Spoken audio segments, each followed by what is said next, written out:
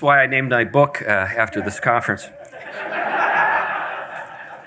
Anyway, it's really marvelous to be here. It's great to be with Joel and Jared and to be with you too. And, I was actually given the title for this talk. That's often the way it works. I did a talk at the University of Idaho entitled Toxic Matriarchy, and people thought that was my idea. I was actually said, we want you to do a talk, but it must be called Toxic Matriarchy. So I said, okay, I'll roll with it. Children as Artillery is the title of this talk. And, honestly, when I heard the title, immediately what came to my mind was circus tents, and the guy who gets in the cannon, the human cannonball, and is shot across, all three rings of the circus and lands in a net. I also thought of what brought this, another thing that came to mind was Super Dave Osborne. Does anybody remember Super Dave? The ne'er-do-well daredevil who dies in every stunt, and just somehow comes back next week for another show. And then I thought about my time at Harvard Divinity School and the quest to expunge from the hymnal anything that sounds militaristic. I don't know if you were aware of this, but once upon a time in the good old days, before they got to pronouns, they were trying to get out, hymns about Christian soldiers and stuff like that. So those were the things that came to mind. But above all, I thought about Immanuel Kant and the categorical imperative. Now, I know that the rest of you probably also thought about Immanuel Kant and the categorical imperative. So I should probably explain why this came to mind. Now, this isn't a course in modern philosophy or deontological ethics, but aren't you glad? But anyway, it's good to be acquainted with what's gone on in modern philosophy because it has influenced our world in ways that are hard to appreciate. I know it's a lot of fun to make fun of ivory tower academics because it's easy for us to more or less write them off as irrelevant and out of touch with the real world. The problem with that is they're not interested in the world as it is now. They have an influence on the world far after they're dead, and the influence that Immanuel Kant has exercised on our world is hard to, I think, for many people to appreciate. Here's an easy, illustration of the point. Karl Marx. Karl Marx has made a difference in your life. He really has. A bad one, but he has influenced your life. And first came Immanuel Kant, then came Marx. You could say that there is a thread of influence there, but I'm not going to explore that. But when it comes to the categorical imperative, it's been formulated in three ways. So the categorical imperative is something that not Marx, but Kant developed in order to have a framework for talking about living well and living ethically. And there are three formulations of the imperative, but the one that I think applies to children as artillery is this one. Treat humanity in every case as an end in themselves, never as a means only. Children as artillery seems to violate this. The idea that, we're using our children as a means to an end would seem to be something that Immanuel Kant would have a problem with. But the thing to keep in mind is even Kant qualified his statement with the word only. We're never ends exclusively. We are also means. Ends and means. Now, when we think about ends and means, when we talk about means, many times we're referring to the ordinary means of grace, preaching, sacraments, so forth, when it comes to proclaiming the gospel and encouraging people to grow in grace. But the end, of course, is something that we're aiming at. That's the target. The end is the target. It's the purpose. It's the telos. It's the goal. It's perfection. Now, one of the things, though, that we see in our world today is that when it comes to thinking about children and ends and means, there's a lot of confusion. And one of the things that I think we see happening particularly with parents, is that parents have come to see the objective of parenting as being the happiness of the child. That's the end. That's the thing that we're all supposed to be shooting for when we think about children. And you know how it goes. If you watch, sort of some daytime television, you'll hear parents, when they're talking about their children, say, I just want him or her or it or whatever to be happy. Happy is the goal. Then if you were to ask the follow-up question, which I think is a good thing to do but never seems to happen, and ask those folks to define happiness, they have no clue. Basically, happiness, if they kind of sum it up in any way at all, sounds like something Oprah Winfrey would say. I just want, kind of a general feeling of sort of self-satisfaction and pleasure to kind of characterize the life of my child. And that's it. Whatever makes that happen is what I want for him or her or it or whatever. Now, what these folks fail to appreciate is that very often people need to feel useful to be happy. Have you ever noticed that about yourself? If you felt useless, was that like an epiphany? Wow, I'm useless. I feel great. No. Often you need to be able to do something for others and even for yourself if you're going to have a sense that your life has purpose. And that, of course, is pretty important when it comes to the subject of happiness. Now, what I want to think about with you at this point is this theme, children as artillery, and how that's actually a good way to make your children feel happy, to help them see themselves and think of themselves as artillery. Now, one of my favorite Psalms, it's already been quoted, Jared mentioned it, the 127th Psalm, where we're told that children are a heritage from the Lord. That's important, but we're also told that children are like arrows in the hands of a warrior. That's the fourth verse. So you quoted the third verse, that's the fourth verse. This is where we get, the term quiverful. The quiverful movement is something that swept through certain, sort of parts of the evangelical world a little while back. Now, when we think about arrows, of course, arrows are for shooting. That's what they're made for. Arrows have no choice in the matter. We don't ask arrows about their thoughts on the subject. We just shoot them. Arrows are for shooting. And I know that sounds militaristic, and it is. But I think at this point, bringing back Immanuel Kant, a common objection to the matter of a given purpose for anything, really, is that all given purposes are illegitimate. The only purposes that we should give ourselves to are the ones that we freely choose. And because of that, we live in a world today where people can't think about given purposes any other way. Given purposes are oppressive. Even when those given purposes are hardwired into your body, we shouldn't submit to those. We should exercise the power to choose, even when it means denying our own physical constitutions. Male, female, he made them, right?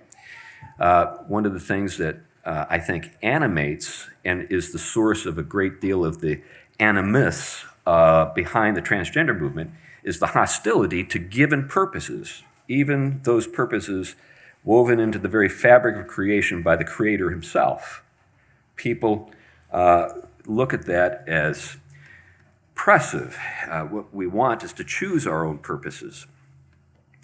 But what is our given purpose? I'd like to think about that with you a little bit. Not just in battle, but overall. What is the given purpose? We're told in Romans that we all fall short of the glory of God. We fall short of the glory of God. And by the way, this relates to the Greek word for sin, I think, in a marvelous way. Harmatia, if you're not familiar with the term, literally means to miss the mark. So let's say you're an archer, in the first century, and you spoke Koine Greek, and you were at a competition with other archers, and you fired your arrow at a target, and you missed. What would the judge say? Harmatia, you've missed the mark. That's the word that we translate into the English word sin, the Greek word harmatia. So we fall short of the glory of God, implying that the glory of God is the target. That's what we're shooting for, God's glory. Now, the Westminster Shorter Catechism turns this into a positive principle, or reformulates it, and we see it expressed as a positive principle there with the first question in the Shorter Catechism: what is the chief end of man? In other words, the given end. The given end is to glorify God, but it doesn't stop there. To glorify God and enjoy Him forever. And with that, we see ends and means reconciled in a beautiful way. It's not as though you have to choose between your duty and your joy. Your joy is your duty, and your duty is your joy. I know this is very difficult for us to fully appreciate, because we tend to think, as I noted, that these things are somehow mutually exclusive. But in God, they're reconciled. So we're creatures. We don't create ourselves, and because of that, we don't give ourselves our purposes. The purposes are given to us by the fact that we are created for a purpose. And really, this is what it means to be a creature. When you're a creature, everything is derived. In other words, everything is given. What do you have, Paul says, that you were not given? Everything that we have is given, and we work with what we've received. Here's a little exercise I like to use to illustrate just how difficult it is to create something out of nothing. We, as human beings, create things in a way that depends upon the things that we're given. Everything that we create is, in some sense, a mixture of given things. We rework things, and we don't create things out of nothing. We create things out of other things combined in novel ways.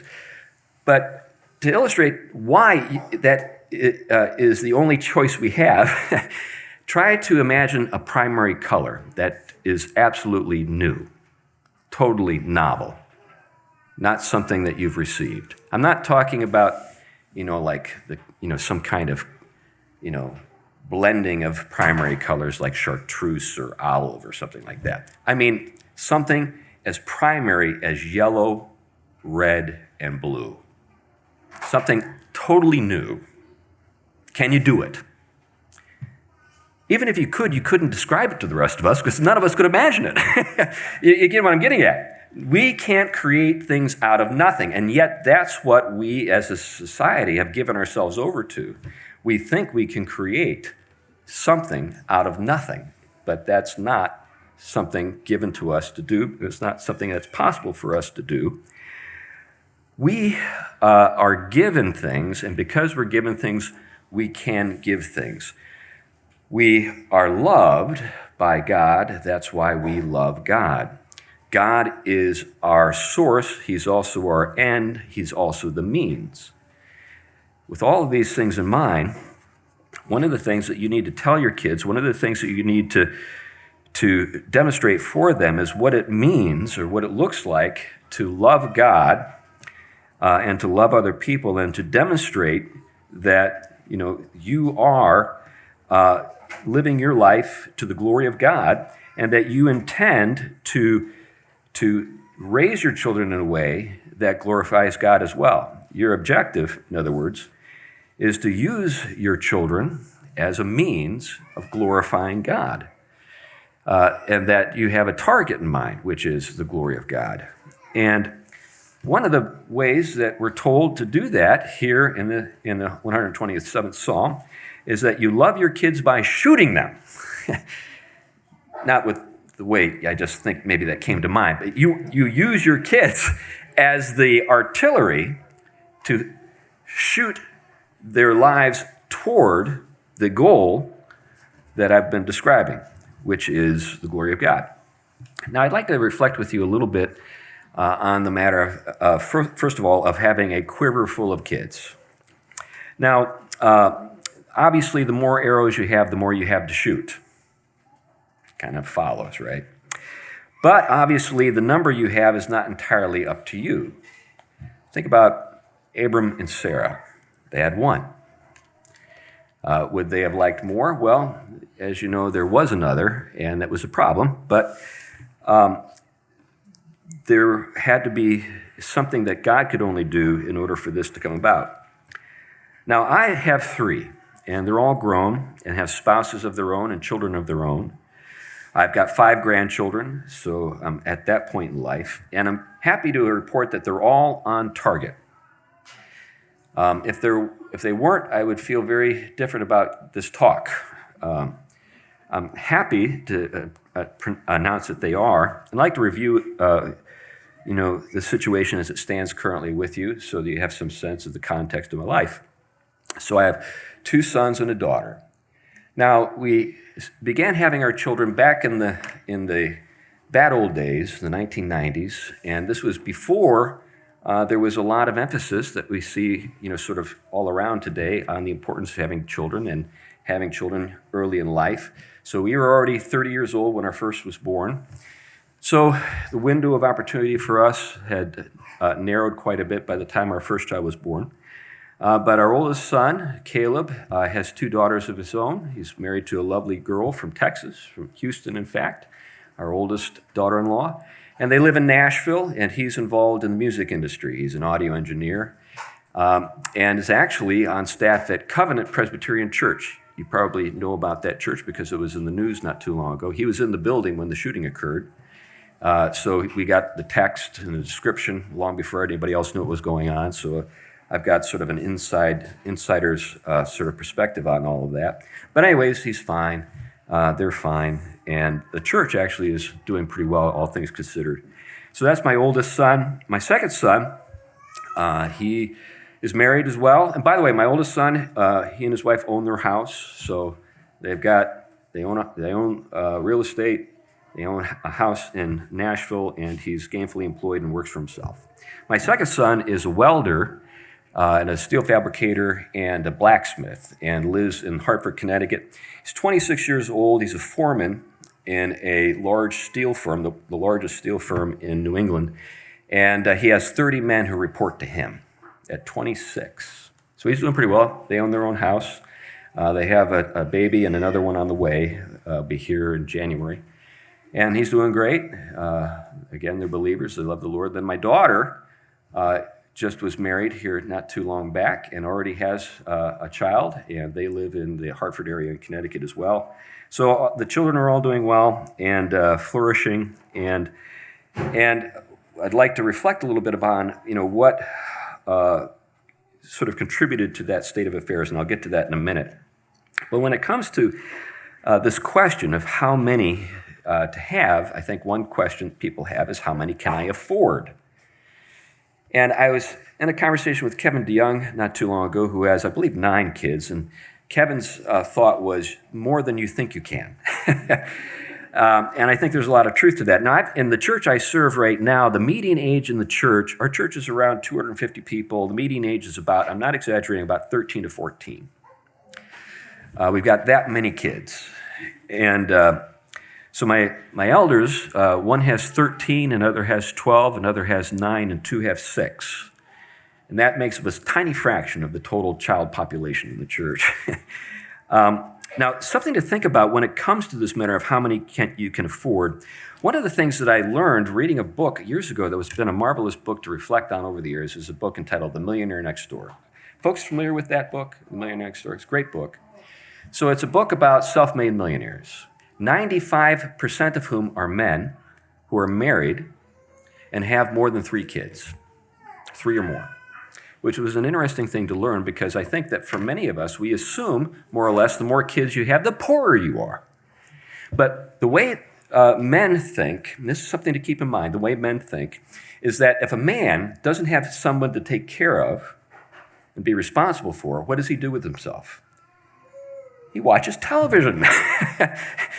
He wastes his money on cars and things that depreciate rapidly. He doesn't think about the future very much. He's just simply kind of looking for pleasure in the moment, and that's where I'd be if I didn't have kids, and that's where most men would be when they don't have kids. It's when a man has the responsibility of caring for a wife and children that he starts to think about other people for a change. and thinks about the long term and thinks about the welfare of those people in the long term. And what that does is it creates a kind of, well, necessity is the mother of invention. When you have that kind of necessity kind of looking at you all the time and expecting things from you, it has a way of getting you thinking and making sacrifices and making plans and taking risks. Now, they don't always work out, but when they do, they can work out very, very well. And that's why 95% of the self-made millionaires in the world are men with children to take care of. The other thing is that when you have a lot of kids, they don't sit around and just take. They are required to help as early as they can. So that's another valuable thing to keep in mind. Children join in the work early. Now, returning to the theme of war, I want to reflect on that a little bit before I get into some of the practical things I want to talk about. First thing to note is we are in a war. No matter what the Neville Chamberlains of the winsome world would like you to think. This is a world in which we have some adversaries. We have to keep that in mind. Right at the beginning of the Bible, we have that episode with the serpent, and we're told that there would be enmity between the children of the serpent and the woman's seed. Genesis, of course, chapter 3, verse 15. And then we're told in James, friendship with the world is enmity toward God. In other words, if you try to make friends with the world, you make God your adversary. You've got to choose. You can't play Switzerland in this whole thing. You're on one side or the other. Do you remember that song by Bob Dylan, You Gotta Serve Somebody? Some of you remember it. Some of you, like, who's Bob Dylan? But anyway, Bob Dylan, there's this great song, you gotta serve somebody. That was the refrain. And then, the black choir would come in, you gotta serve somebody. And he'd say, in that way that only Bob Dylan can speak, you may serve the devil or you may serve the Lord, but you gotta serve somebody. And that's the thing we have to keep in mind. We've got to serve somebody. And if you think you're only serving yourself, guess which team you're on? Finally, we're not the only ones with arrows. It's not as though the devil is just sitting over there minding his own business and we go and pick a fight. No, there are fiery darts that he's firing all the time, and we're the target. That's something that we shouldn't forget. Ephesians, chapter 6, verses 12 and 16, we're told that there are these fiery darts, and we have a shield that is the shield of faith. We're told it's a shield that is constituted by faith, and I want to reflect on that with you a little bit. But unilateral disarmament is just simply foolish. If you just lay down your arms and say, that's it, I want to have peace with you, you join the other side, because, as I noted before, that's what we're presented with. We either are with the Lord and serving him, or we are in league with his adversaries. Now, these fiery darts, these arrows, how should we understand the nature of these arrows? One of the things I think that is important to keep in mind is that in Scripture, the devil is referred to as the accuser of the brethren. Are you familiar with that allusion? But we're also told that the devil is diabolical. Now, the word diabolical has an interesting provenance. It's a compound word in Greek, dia meaning through, and balo, where we get the word ballistic, means to throw. So in other words, the objective is to throw something at you and through you, to take you out. What is it that is being directed toward us? Well, accusations. Now, I know that sometimes when people note this, they more or less, as I think it's understandable that Reformed people would do this. The way they think of this is that these accusations that are being directed toward us are based in some fact. We are sinful, and they're intended to undermine our confidence in our salvation. And I think that's a fair interpretation. But if we look at Scripture and think about this particular mode of attack, I think we can see some subtleties that perhaps we overlook. One of those is that in the garden, the temptation that we see described for us in that dialogue between Eve and and the serpent, the accusations were directed toward whom? God. In other words, they were intended to impugn God's character and undermine the confidence of Adam and Eve in God and his promises. And that's why a shield of faith is something that extinguishes those things. If you look at Job, if you remember, we have a set of accusations in the book of Job. Remember the opening to Job? Here we have the high court, the Lord upon the throne, the courtiers all around, and who saunters into the court at this point? None other than the accuser. And the Lord says, well, what have you been up to? Oh, this and that, been here and there. And then the Lord does what? He brings up Job. Now, I wish, if I were Job, I would say, why did you bring me into this? Right? But, he says, have you considered Job? And then the accuser accuses Job and accuses the Lord, right, of wrongdoing. Well, the only reason why this guy, is so devoted to you is because you treat him with kid gloves. You're nice to him all the time. Look at the guy. He's got it all. He's got it made. He's got a big family. He's got wealth. He's got all this stuff going for him. If you just simply let me get at him for a little bit, he will curse you to your face. And that's the bet. And what's interesting about how the story ends is that even at the end of the story, Job is never let in on what this was all about. But he was God's champion in this conflict. And the accusations took the form of, eventually, other things in Job's case. And this is why we need a shield of faith. Now, we live in a world that believes the lies. We live in a world that is characterized by a kind of miasma. The atmosphere is just poisonous, and the prince of the power of the air is the reason for that. But because of that, falsehood fills the air, and people believe what they've been told. I really do believe that there is a direct connection, and this is scriptural, between what we believe and how we behave. If you want to know what a person really believes, just watch how they behave. That demonstrates what they really. That's what James was getting at, right? Now, getting back to the matter of children as artillery. What are we aiming at? As I noted, the glory of God. The target for our arrows is the glory of God, and our arrows are our children. Now, what I have to present to you at this time is a brief series of suggestions. I hesitate to call them instructions. They're based on Scripture, but they're also based on observation and personal experience. So with those things in mind, I'm going to run through a few things with you, and hopefully they'll be helpful. These things will be helpful. So when we think about our children, and if we think about them as arrows that we are using to direct toward the glory of God and aim at the glory of God, I think we need to sharpen them. We need to sharpen them. We need to hone them, and what we're looking to do is to develop them and develop their virtues. Now, the virtue, when we think of the term virtue, I think that there are a number of things that we associate with that term that I'd like to reflect on with you a little bit about. But one of the things that I want you to know is that when in antiquity, when the term virtue was used, it wasn't used in some of the ways that we tend to use it today. For example, in Aristotle, we're told that the virtue of the knife is in the cutting. In other words, a dull knife is a non-virtuous knife. A sharp knife is a virtuous knife.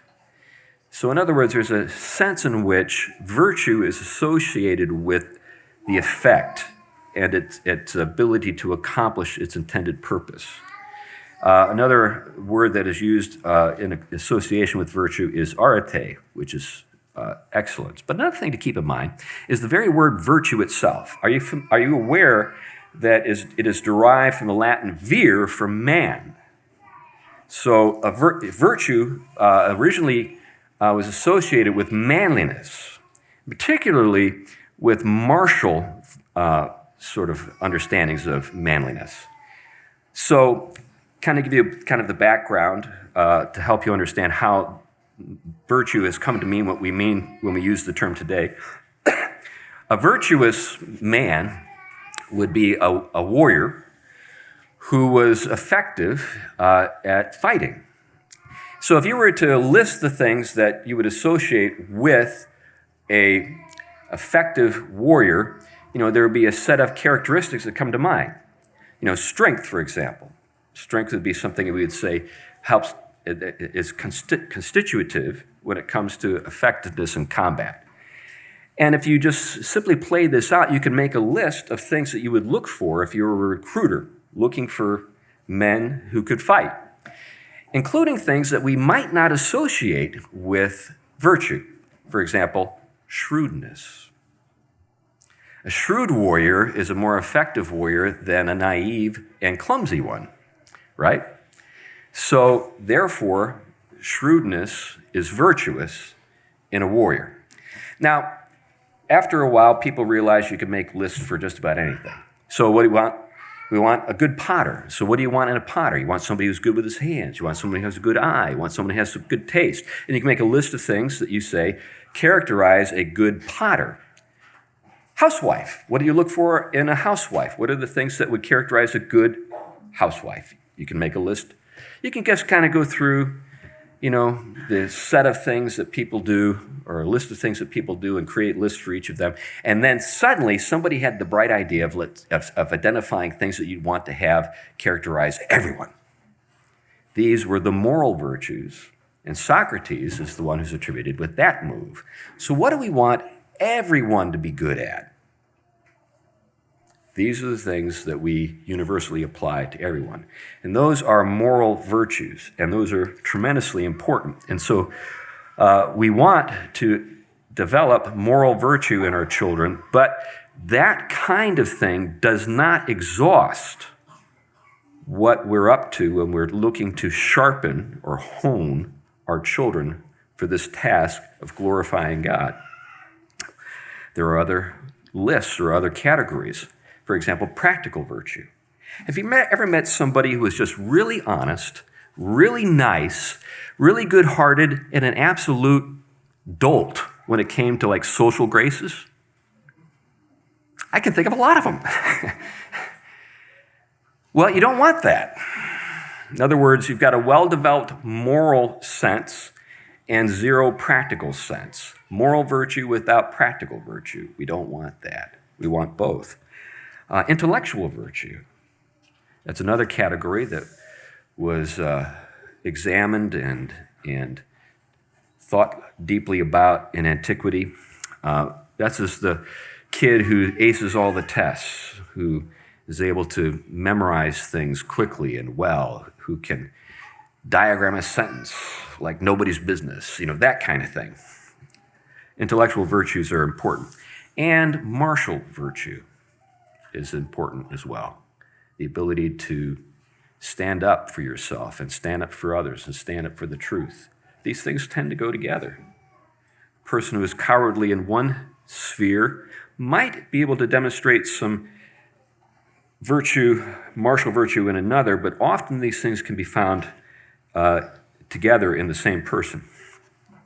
Now, I want to address something that I think we all more or less know, and that is when it comes to the virtues, mothers tend to focus on the moral and intellectual virtues. This is why they make great, homeschool teachers. They're concerned with, children being honest, doing what they're told. They're concerned with the performance of their children on tests and so forth. You remember the tiger mom phenomenon?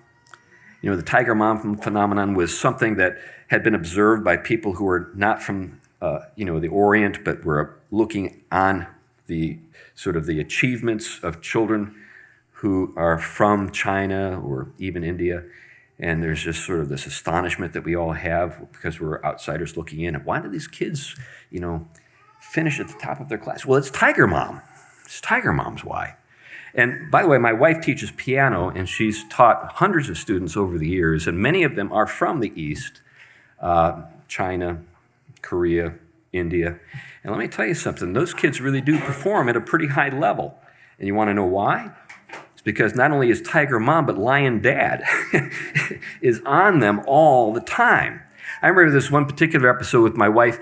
She was teaching a girl from Kerala, which is a province in India, and the father would just stand there the entire time while the lesson was being conducted. And you knew that he was listening very closely to every instruction my wife gave to that child. And you knew that that guy was remembering everything she said, and that would be repeated every day while she practiced over the course of the week. He knew what she was supposed to do, and he was going to make sure that she did it. And that's one of the big reasons why Indian kids and Chinese kids and Korean kids do so well, is they have high expectations for the kids, and Tiger Mom and Lion Dad are on the job. Something to learn there. But there are important things that are left out when we think about these things, and I often think that fathers are the appropriate schoolmasters in households when it comes to these matters. Practical and martial virtues, I think, are the areas where fathers should step in. One of the things that's been really fascinating to see demonstrated through the application of social science on Christian life and home life in particular is the causal relationship that's been identified between the faith of the father and the faith of the children. This is one of those things that I don't think gets out as well as it should get out. There's a very strong correlation between the faith of a father and the faith of his children, a far greater impact than the mother has on the faith of children. Now, I don't want to discourage moms in this regard. What I'm trying to do is put the pressure on you, Dad. I mean, the numbers are skewed in such a way as to almost seem unbelievable. There is a marvelous article, and this is what happens when you're trying to operate from, sort of off the top of your head, trying to remember things. But there's a marvelous article in Touchstone magazine on this particular subject, and I encourage you to look it up because it gets into the numbers. There was a study done in Switzerland, of all places, in the early 1990s. And what it was able to ascertain is that when a believing mother takes a child to church consistently over the early years of a child's life, the likelihood of that child becoming a believing member of that church is like less than 20%. But if the father does it, even without the presence of the mother, it goes up to like 80%. That kind of difference in impact. And I think it's because, dads, our children look at us when it comes to how to conduct yourself in the world at large. Mom may run the daily affairs of the house and be loved for that and respected for that, but children generally don't look to their mothers to know how to behave at work or how to conduct yourself when you are negotiating with a used car salesman, that kind of stuff. They tend to look at us, whether we feel up to the task or not. They associate adulthood and life in the world with us. And that's why we have to take, the time and invest the energy, particularly on these practical matters. This is how you do this. This is how you do that. Have you seen that YouTube channel with that guy who didn't grow up with a father, who decided he was going to teach other people everything that he wasn't taught? He's got like millions of people who watch him every episode. And he's like the most honest, he's like Mr. Rogers of dadness. Just about as just bland and just as everyday as you could possibly be. Today we're going to learn how to change oil. Oh boy! We're going to learn how to get into the car and get ourselves completely covered with greasy stuff. Great! And then he shows you how to do it. That's what our kids need from us. They need us to take them along with us when we're doing stuff. Not necessarily just to kind of get the lesson. Let me tell you what I just did, Junior. But to actually watch us in action. That kind of practical instruction is really important. Not just for sons, but daughters as well. So let me give you a list of things that I think are virtues that a father should work on that are practical and martial in character. One of those is tolerance of pain. Tolerance of pain. It's hard to get anything done in this world without a lot of frustration and pain. And that doesn't mean that you're unfeeling. It doesn't mean that you're a jerk. It doesn't mean that you inflict pain on other people unnecessarily. It doesn't mean any of that stuff. It just means that you can put up with a lot. You need to be able to demonstrate it, that you can put up with a lot, and that you don't get squeamish, and you're not afraid, that this is something that should characterize any capable, competent person, an ability to endure pain, because we live in a world full of thorns and thistles. There's a lot of stuff out there that hurts, and you need to be able to deal with it. This is not, stoic. This is just simply real. You got to be able to deal with pain, and we need to be able to help our kids with that, which means that we don't coddle them. Like when I was a kid, and I fell down and hurt myself, the question I was asked is how's the floor doing? It was no interest in whether, I remember being mad. What about me? Yeah, what about you? Get over it. Let's move on. Let's not just fixate on this stuff. You need to move on. Connected to this, but important, different in important ways, is good judgment. We need to help children exercise good judgment. In the course of our lives, there's no getting away from judgment. This idea that we can live a non-judgmental life is just foolishness. Every day, I make judgments about what I should eat, how long I should sleep, how much I should drink, who I should spend time with, how fast I should drive on the highway. I make judgments every single day of my life. When it comes to judgment, there is no, I'll put it this way. I remember Richard John, who asked the editor of First Things, he said it this way. He said, a life without judgment is a life without meaning. When you judge, you are saying this is better than that. Now, when it comes to the matter of, Jesus saying judge not so that you won't be judged, well, there's some thing to note that I think is obvious there. If you're a judgmental person, you will be judged harshly yourself. So the thing to keep in mind is that mercy is also a form of judgment. So there are times when you're merciful because that is the best thing to do at that particular moment. You're exercising judgment as you are demonstrating mercy. Mercy is not like, okay, judgment is off, we're in the judgment-free zone, right? You see that. You've seen those commercials for gyms, judgment-free zone. Right, yeah. Why are you going to the gym in the first place? Because you made the judgment you're out of shape. That's why you went. You don't push weights and run on treadmills because you like that sort of thing, which brings me back to my earlier point about enduring pain.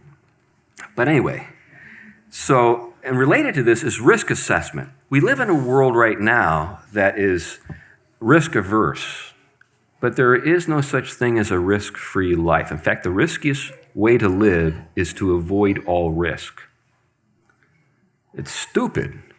You're going to fail, for sure, if you don't make calculated risk in the course of your life. Just because you don't do something doesn't mean you've done nothing. You've done something which is nothing. And that is a foolish thing to do. You've taken a bad risk. You need to assess risks, exercise judgment, and as best you can, make good judgments. So helping your kids assess things and courses of action and exercise good judgment is part of what I think we need to focus on as fathers. Mastery. We should simply be good at certain things, and we should strive for excellence in certain. Now, you can't be good at everything. Basically, I think the best way to approach things is you put things into three categories. There are the sort of, whatever stuff. I don't think I'll ever learn how to hand churn ice cream. I think people who hand churn ice cream are awesome, but I'm just not going to do that. Whatever. Then there are things that you're passably good at. passably good at. I can wire a room, but don't ask me to wire a breaker box, right? But, there are things that I can do passably. And then there are a few things that I strive to be a master of. And those are the things that people pay me the bucks for. You get my drift. Those are the things that people turn to me for help with those things. The passable stuff, those are the things that I can do for myself when I'm not in a position to pay somebody else to do them. And really, that's probably more often the case than I think we tend to think. And then there are things that we can just say, whatever, I'm glad for somebody else to be good at that. But we should at least get our kids to think about, what do you want to master? What do you want to focus on being really good at? And work with our kids on that. I remember my oldest son, who's a really accomplished musician, he was also an athlete. So he was one of these marvelous anomalies. He was an athlete and a musician at the same time. And he decided that he probably wasn't going to be a Major League Baseball player.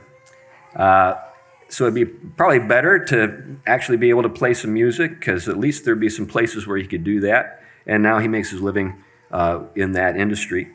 But I remember early on, it was during the days of Guitar Hero. Do you remember Guitar Hero? It's where you could pretend that you were a great guitarist. Basically, you were playing air guitar, but you sounded like you were in, Aerosmith or something.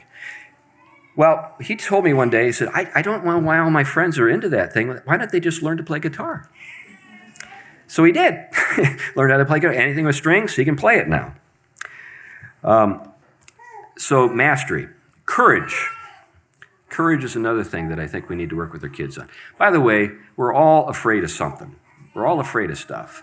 What we're not looking at, we're not looking for people who are reckless and are willing to do anything at any time. We're looking for, what we want to develop is good judgment so that our children can know when it's appropriate to exercise some courage and take that risk, doing something that's courageous in character.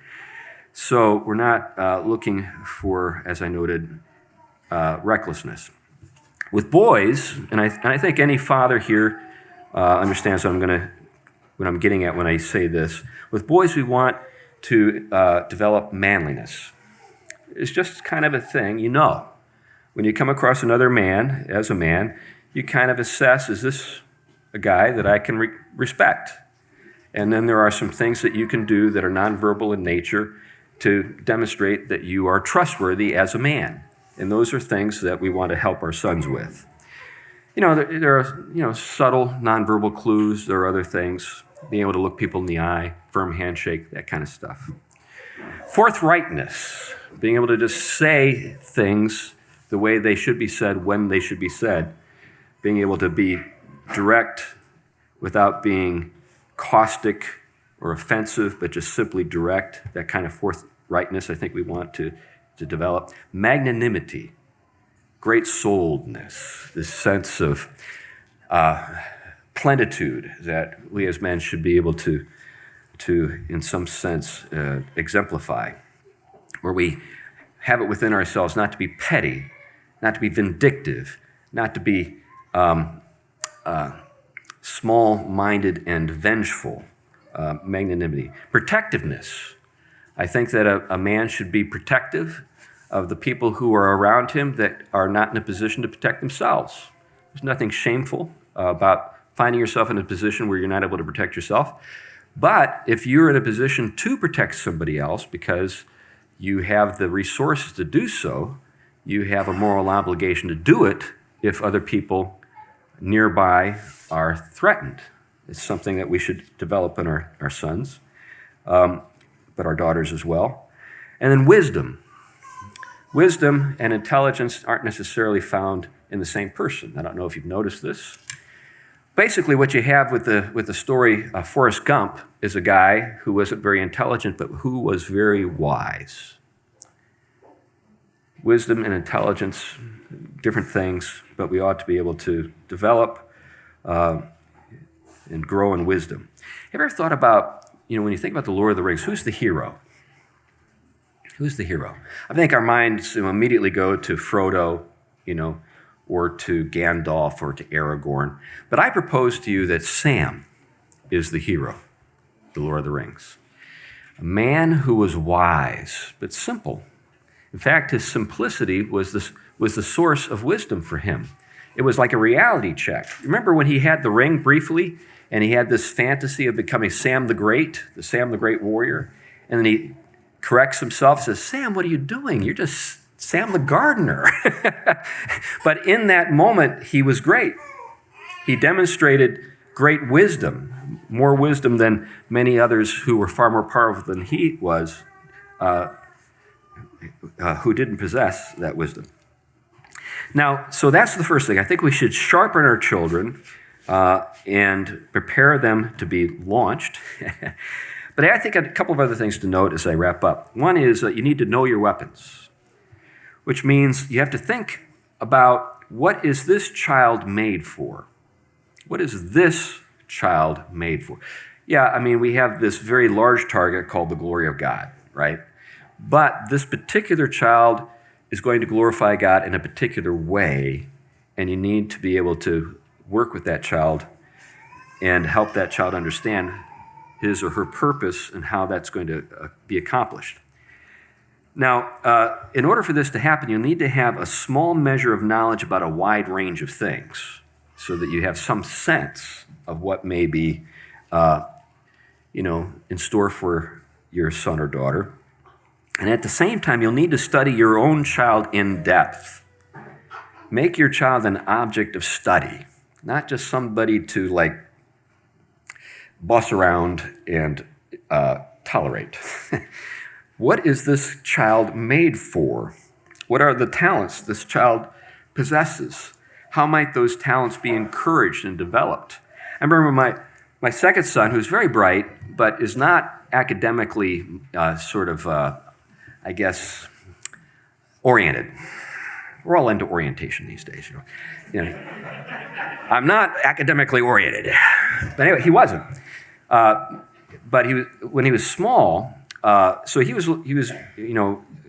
looked like the spitting image of his older brother. In fact, if they had been born at the same time, they would have been, you would have thought they were identical twins when they were small. But my older son, he became the tall, thin one, and excelled in baseball and basketball and things like that. My second son, he had zero interest in sports. None. He liked knocking things over. He liked building things. And I noticed early on that even though he didn't have macro coordination, he had micro coordination. He was able to make things that were really astonishing at an early age. And I saved some of them to his embarrassment. But I would give him tasks. And one of the things I saw is that when I would give him a task, he would step back and he would look at the job. I'm talking about physical work.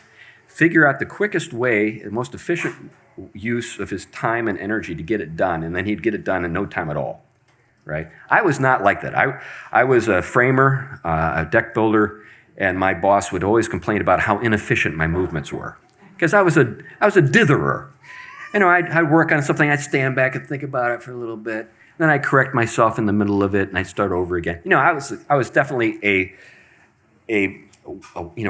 money sink.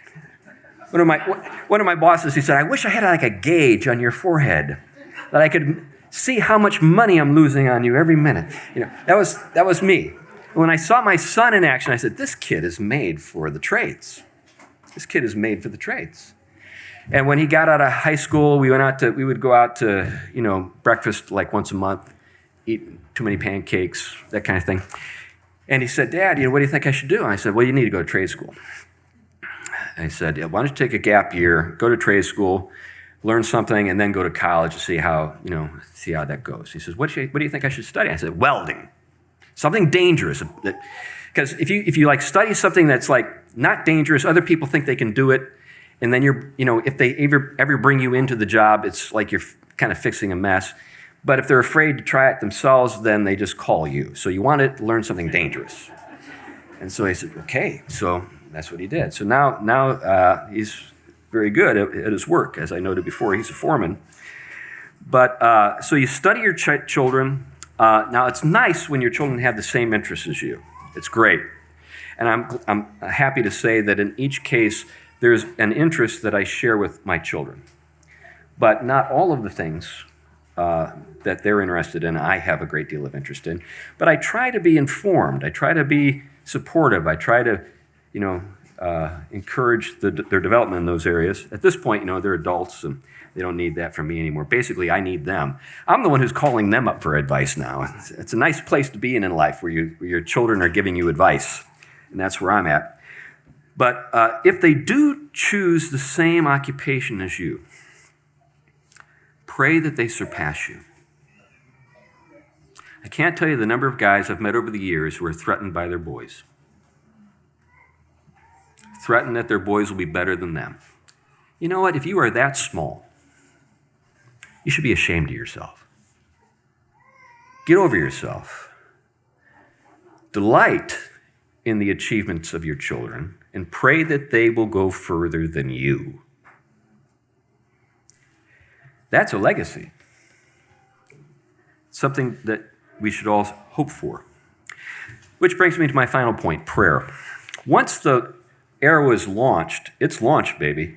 There's not like running after it like Bugs Bunny and blowing on it and trying to redirect it at that point. It's gone. The child is launched. At that point, though, you can continue to have an influence in their lives, but that influence is largely spiritual in character, and prayer is what should have characterized your entire work as a father or a mother all the way along. But ultimately, you're not in charge. You're a middleman. Embrace the middleman concept. You are a middleman. There is upper management, and then there's you. Upper management is up, and it's managing stuff. And your job as the middleman is to represent upper management to the people on the line, the kids, the wife, whatever, and to intercede for them, seeking favor from upper management in the interest of your subjects, in the interest of your kids. This is what we saw Job doing, right? He knew his kids, and that's why he thought, maybe they sinned. I don't know, I wasn't at the party. They never invite me. But knowing those kids, I think some sacrifices ought to be made right now. I'm going to be praying for these kids. And that's something that we should do on an ongoing basis. And obviously, we should seek, things in their proper order: salvation, growth in grace. These are things that we should be praying for our kids. We should be asking God to make the callings of our children clear. We're Reformed. We believe that every vocation, that's what vocation means, calling, is a calling. So my son is serving the Lord as a foreman at United Steel. That's his calling. What's fun is that his brother-in-law now works for him. Reports to him every day. But anyway, then we should be praying that they establish households of their own. This is something that we need to relearn in the West. In other parts of the world, the formation of households is primarily a father's responsibility. The father is involved with making sure his sons and daughters form new households. Now, I'm not saying we need to bring back arranged marriage or anything like that, but we need to be more proactive. Let me give you a couple of stories as I conclude. My daughter, very bright, scored in the top 1% in the SAT on both the math and the language. She could have gone to school anywhere. And she didn't want to go to college. Her aspiration was to be, a mom and to have a family of her own. And I said, sweetie, you are so smart. There's nobody in your Sunday school class that makes a good match. Where do you think you're going to find this super smart guy that you're going to be able to respect? She said, probably college. I said, that's right. You're going to go to college. So I sent her to college, not because I wanted her to be a career woman and be a success. I sent her to college because I wanted her to get married and be a success. And I knew that's where the pool of bright young men was likely to be found. So she asked me, what should I study? I said, physics. You'll be the only girl in the entire program. This is what my advice to her. And to be surrounded by a lot of socially inept men who will love you and are going to make a lot of money. That was my suggestion to her. So my daughter looked back at me and said, no, I don't want to do that. I said, well, what do you want to do? I said, I want to study Jane Austen. I said, well, of course.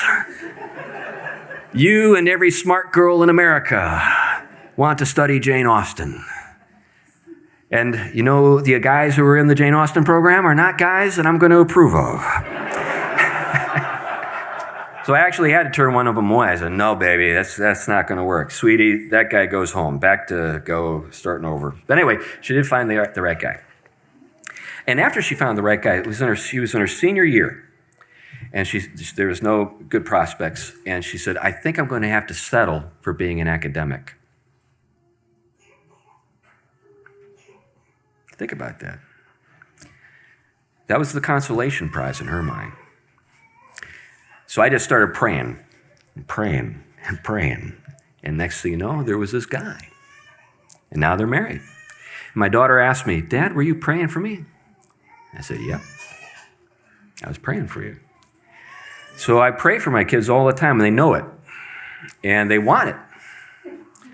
You know, you don't want to be that parent who says, I'm praying for you, like when the kid is being disobedient. Oh, Mom, stop praying. Don't do it. You know, that's the kind of thing you get if it's all about correction, right? Sometimes when kids hear, I'm praying for you, that's what they're hearing. This is like a, what's that term? Passive aggressive. It's a passive aggressive way for moms to control their kids. I'm praying for you. Guilt trip time, right? Pray for them and pray in such a way as they want you to be praying for them. Praying for their success, praying for their futures, praying for their vocations, praying for their future spouse. Pray for those things. And then check in with them every once in a while. How's it going? What's going on? I need to know what's going on so I have a better sense of how I should be praying. And fast and pray. That's, I think, the most important thing of all. If we invest ourselves in our kids in these ways, then I think the prospects of hitting the target improve immensely. Thank you.